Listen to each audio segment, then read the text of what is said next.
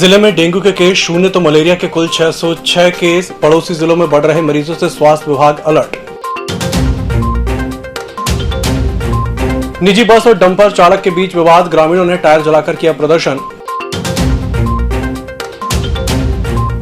और नवविवाहिता की कीटनाशक सेवन से मौत, परिजनों ने लगाया मारपीट का आरोप। नमस्कार, बालाघाट लाइव के इस बुलेटिन में आपका स्वागत है। मैं हूं आपके साथ आकाश और अब देखते हैं खबरें विस्तार से। जिले में कोरोना के कहर के बाद अब मलेरिया का कहर जारी है। जिले में कुल 606 केस मलेरिया के हैं जिनका उपचार किया जा रहा है, तो वहीं डेंगू के सस्पेक्टेड 72 मरीजों के सैंपल लिए गए जिसमें सभी नेगेटिव पाए गए। पड़ोसी जिलों में बढ़ रहे डेंगू और मलेरिया के मरीजों को देखते हुए स्वास्थ्य अमला अलर्ट पर है और युद्ध स्तर पर काम कर रहा है, तो वहीं लोगों के उपचार के साथ साथ सावधानी बरतने की भी समझाइश दी जा रही है। मीडिया से चर्चा करते हुए जिला मलेरिया अधिकारी मनीषा जुनेजा ने बताया कि पड़ोसी जिलों में डेंगू और मलेरिया के केस आ रहे हैं, जिसको देखते हुए हम भी सतर्क हैं। आसपास के जिलों में बढ़ते डेंगू और मलेरिया के मरीजों की संख्या को देखते हुए सावधानी बरती जा रही है। आशा कार्यकर्ताओं को लार्वा सर्वे नियंत्रण करने के निर्देश दिए गए हैं। वहीं एक एंटी लार्वा टीम के गठन के लिए नगरपालिका कमिश्नर को भी पत्र लिखा गया है। मलेरिया की स्थिति यह है कि कुल जिले में अभी तक मलेरिया पॉजिटिव 606 हैं, जिसमें 547 जो हैं वो पीएफ केसेस हैं और बाकी जो 59 केसेस हैं ये पीवी के केसेस हैं। तो हमारी कोशिश है कि जितने भी, जैसे बिरसा है, बैहर है, लामता है, ये ऐसे ब्लॉक हैं जहाँ पर ये केसेस बहुलता में पाए जा रहे हैं, बहुतायत में पाए जा रहे हैं। स्टाफ को निर्देश जारी किए जा चुके हैं कि आपके माध्यम से लगातार सर्विलेंस कार्य, डोर टू डोर फीवर सर्वे कार्य लगातार किया जाए। आशाओं के माध्यम से, अभी चूँकि सीज़न चल ही रहा है वर्षा काल का, आप देख रहे हैं, तो वर्षा काल के सीज़न में इन बीमारियों के होने की संभावना ज़्यादा होती है। तो हमारा प्रयास ये है कि अगर आशाओं को निर्देश दिए हैं कि जहाँ पर भी सोर्स पाए जा रहे हैं, जहाँ मच्छर पनपते हैं, जैसे कहीं पोखर बन गया है, कहीं पानी का एकत्रीकरण हो गया है, तो उसका विनिष्टीकरण कराया जाए। कोई ऐसा जलाशय बन गया है जिसका विनिष्टीकरण हम नहीं करा सकते, तो उसमें दवाइयाँ डाली जाए। लालबर्रा थाना अंतर्गत बालाघाट सिवनी राजमार्ग पर शनिवार को नेवर गांव ला में जाम रोड पर एक डंपर चालक और निजी बस ड्राइवर के बीच साइड लेने के चलते विवाद हो गया। हालांकि इस मार्ग पर खड़े 2 वाहन भी क्षतिग्रस्त हो गए। इस घटना पर ग्राम के युवक होमलाल बाहेश्वर द्वारा जाम रोड पर स्थित एक बेकरी की दुकान के अतिक्रमण की वजह से घटना हुई कहे जाने पर दुकान संचालक 2 भाइयों ने होमलाल के साथ कहासुनी कर मारपीट की, जिसकी खबर परिजनों और ग्रामीणों को मिलने पर परिजन और ग्रामीण आक्रोशित होकर दुकान के अतिक्रमण हटाने बालाघाट सिवनी राजमार्ग पर टायर जलाकर और हाथ ठेले अड़ाकर अतिक्रमण हटाने को लेकर लामबंद हो गए और चक्का जाम कर दिया, जिससे लगभग 1 घंटे यातायात प्रभावित रहा। घटना की सूचना मिलते ही लालबर्रा तहसीलदार इंद्रसेन तुमराली और थाना प्रभारी रघुनाथ खातरकर अपने दलबल के साथ पहुंचे। खैरलांची थाना अंतर्गत ग्राम भौरगढ़ निवासी 19 वर्षीय नवविवाहिता की कीटनाशक के सेवन से जिला अस्पताल में उपचार के दौरान मौत हो गई। अस्पताल चौकी पुलिस ने मृतका ममता पति मनीराम मशकोले के शव का पंचनामा और पोस्टमार्टम करवाकर परिजनों को सौंप दिया। मृतका के पिता झमीलाल तिगड़ाम ने बताया कि ममता रक्षाबंधन में मायके आई थी। उसके बाद ससुराल जाने पर उसके पति द्वारा मारपीट की गई, जिससे 3-4 दिन पहले मायके आई और पति के मारपीट करने की जानकारी दी। ममता ने 3 सितंबर की रात इसी तनाव में जहरीली वस्तु का सेवन कर लिया, जिसकी तबीयत बिगड़ने पर उसे खैरलांची अस्पताल ले जाया गया, जहां डॉक्टरों ने जांच कर जिला अस्पताल रेफर किया। जवाई मारपीट किया था, बच्ची मेरे घर में आ गई थी। कब आई थी? ये भी 4 दिन हुआ था। ये मारपीट अभी कर रहा था, रक्षाबंधन के बाद में गाँव गए जब। किस बात को लेकर मारपीट करता था? हाँ?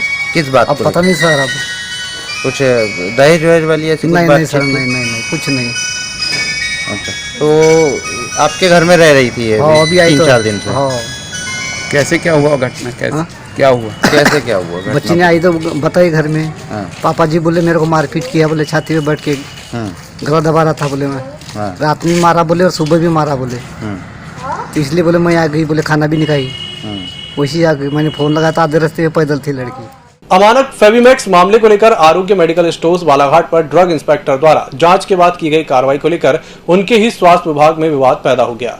जहां एक और ड्रग इंस्पेक्टर की जांच पर ही प्रश्न चिन्ह लग रहा है, वहीं मुख्य स्वास्थ्य अधिकारी द्वारा इस बात की आपत्ति की जा रही है कि जो भी कार्रवाई की गई है ड्रग इंस्पेक्टर द्वारा उनके संज्ञान में नहीं लाया गया। जबकि इससे पूर्व जब भी इस मामले में मीडिया द्वारा पूछा गया, उन्होंने हमेशा ड्रग इंस्पेक्टर के ऊपर ही मामले को टाला था। अब क्या बात हो गई कि ड्रग इंस्पेक्टर द्वारा भले ही मामले की गंभीरता के अनुरूप कार्रवाई नहीं की गई हो, पर उस पर भी मुख्य स्वास्थ्य अधिकारी को आपत्ति नजर आ रही है। इस पूरे प्रकरण को देखकर ऐसा लग रहा है कि अमानक दवाई बेचे जाने मामले को लेकर स्वास्थ्य विभाग के अधिकारी ही लीपापोती करने में लगे हैं। ग्रामीण थाना अंतर्गत कोसमी स्थित जीएस इंजीनियरिंग वर्कशॉप में काम करने वाले युवक देवगांव निवासी दुर्गेश परते की 3 सितंबर की सुबह हुई हत्या के आरोपी कोसमी निवासी गिरधारी परिवार को पुलिस ने गिरफ्तार कर लिया है। आरोपी ने अपनी मंगेतर से छेड़खानी करने पर बदले की भावना से दुर्गेश की हत्या की। पुलिस ने गिरधारी को न्यायालय में पेश कर न्यायिक अभिरक्षा में जेल भेज दिया है। मध्य प्रदेश स्वयं सहायता समूह संगठन जिला इकाई बालाघाट के द्वारा 4 सितंबर को मांगों को लेकर आम्बेडकर सामुदायिक भवन में बैठक कर रैली निकालकर कलेक्टर कार्यालय पहुंच मुख्यमंत्री के नाम कलेक्टर को ज्ञापन सौंपा गया। उन्होंने प्रदेश सरकार से मांग की है कि रसोइया और मध्याह्न भोजन समूह को शासन से 2020 के मानदेय की राशि तत्काल जारी कर भुगतान किया जाए। आज जिला स्तरीय बैठक आयोजित की गई है मध्याह्न भोजन रसोइया और केंद्रीय मध्याह्न भोजन रसोइया को लेकर, और समूह के अध्यक्ष सचिव को भी लेकर यहाँ पर कार्यक्रम आयोजित की गई है। क्योंकि कोरोना वैश्विक महामारी के दौरान हमारी माता बहनों को 2 साल से पैसा नहीं मिला है, और पैसा मिला भी शासन के द्वारा तो किसी को 4 माह का मिला, किसी को 6 माह का मिला, किसी को 8 माह का मिला, और किसी को 16 माह मतलब 8 माह की 16,000 राशि मिली है। और इस सत्र की राशि नहीं मिली शासन से, इसलिए अभी 4, 5, 6 महीने हो गए तो राशि नहीं आई किसी प्रकार की। इसीलिए एक आवेदन बैठक जिला स्तरीय आयोजित किया गया है, और हमारे जो रसोइया महिला है उनको किसी को हटाया जा रहा है। उनकी भी एक समस्या है कि वो हटाई जा रही है। साला एक परिसर के अंतर्गत में कुछ समूह जो काम कर रहे हैं, 2 समूह उनको 1 समूह कर रहे हैं, तो ये भी एक शासन की नीति गलत है।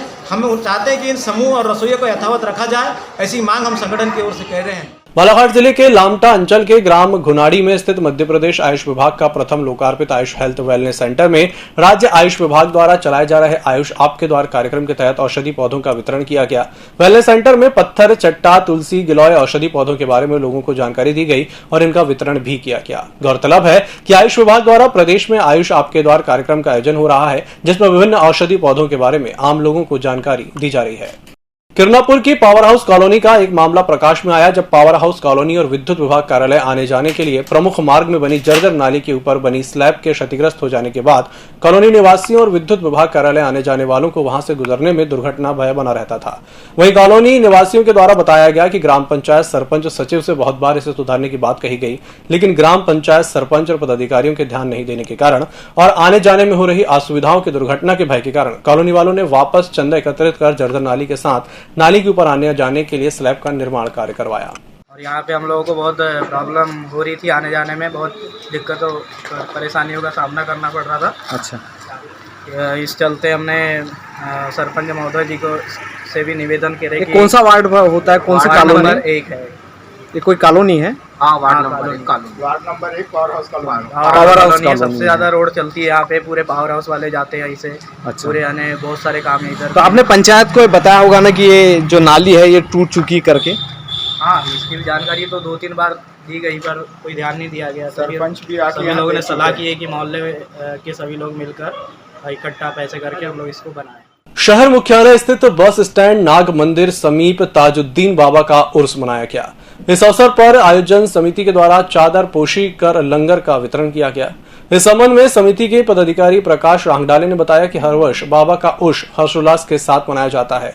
इस वर्ष कोरोना को देखते हुए कोरोना नियमों का पालन करते हुए उर्स मनाया गया। 26वीं के मुबारक मौके पर लंगर का प्रोग्राम रखा गया। इसके बाद लंगर दर्शन किया जाएगा। नागपुर के लिए चादर लेकर रवाना जी जो कल 26वीं को वहाँ पर पेश की जाएगी। कितने सालों से मनाया जा रहा है ये कम से कम बाबा जी 30-35 साल से चले आ रहे हैं। बालाघाट में इस वर्ष सेन नाई समाज द्वारा पॉलिटेक्निक कॉलेज रोड सेन चौक पर मनाया गया, जहां केश शिल्पी सेन नाई समाज के द्वारा विधि विधान से पूजा अर्चन कर कार्यक्रम को सफल बनाया गया। बालाघाट जिला अध्यक्ष वीरेंद्र श्रीवास ने बताया कि हमारे आराध्य देव संत श्रोमणी नंदा सेन महाराज की पुण्यतिथि शांतिपूर्वक मनाई गई। इस बुलेटिन में फिलहाल इतना ही। इसी के साथ मुझे दीजिए इजाजत। नमस्कार।